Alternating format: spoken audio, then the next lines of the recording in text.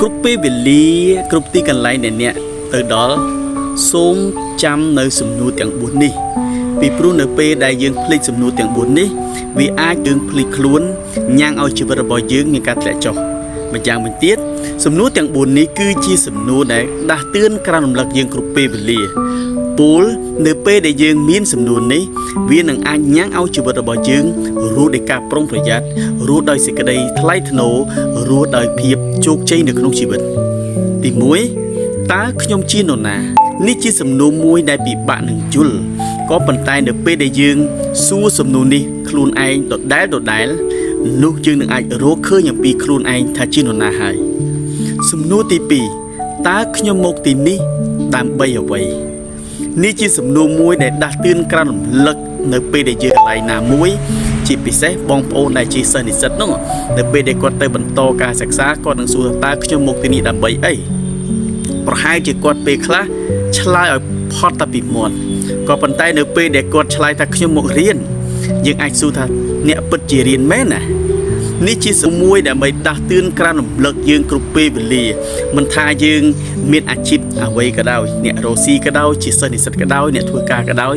សូមត្រូវសួរខ្លួនឯងថាតើខ្ញុំមកទីនេះមកធ្វើការនេះដើម្បីអ្វីនេះគឺជាសំណួរដែលសំខាន់ហើយចាំបាច់បំផុតដែលយើងត្រូវសួរខ្លួនឯងសំណួរទី3នោះគឺតើខ្ញុំចង់ទៅឯណានេះជាសំណួរដែលសំខាន់ដែលឆ្លុះបញ្ចាំងអំពីអ្វីដែលជាគោលដៅដ៏ពិតប្រាកដរបស់យើងពីព្រោះគោលដៅដ៏ពិតប្រាកដរបស់យើងមិនរវើរវាយក៏មានអ្នកខ្លះអាយុកាលច្រើនដែលហើយនៅតែ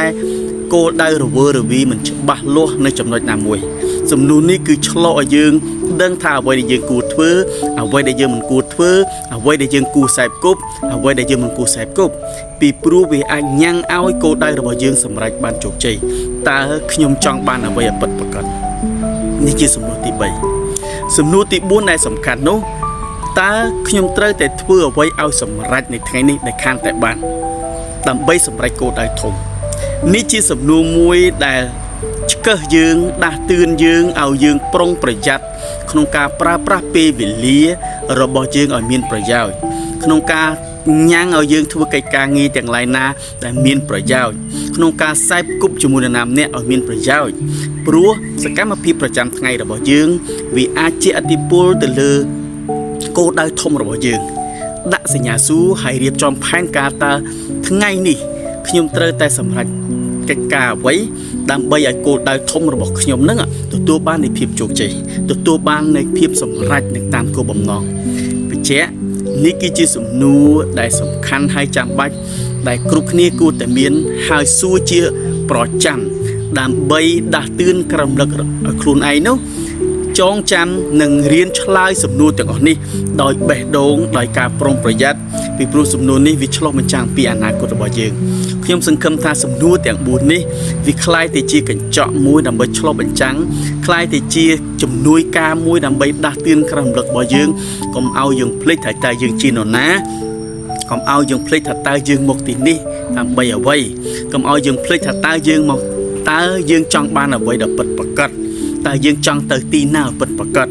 និងទីសំខាន់នោះគឺតើខ្ញុំត្រូវតែធ្វើអ្វីឲ្យសម្រេចនៅថ្ងៃនេះដើម្បីឲ្យគោលដៅធំរបស់ខ្ញុំនឹងទទួលបាននូវភាពជោគជ័យតាមអ្វីដែលខ្ញុំចង់បានសូមចែករំលែកនៃវីដេអូនេះទៅកាន់មនុស្សយើងជាស្រឡាញ់ទៅកាន់មនុស្សជាទីស្រឡាញ់របស់យើងទៀតផងសូមអរគុណ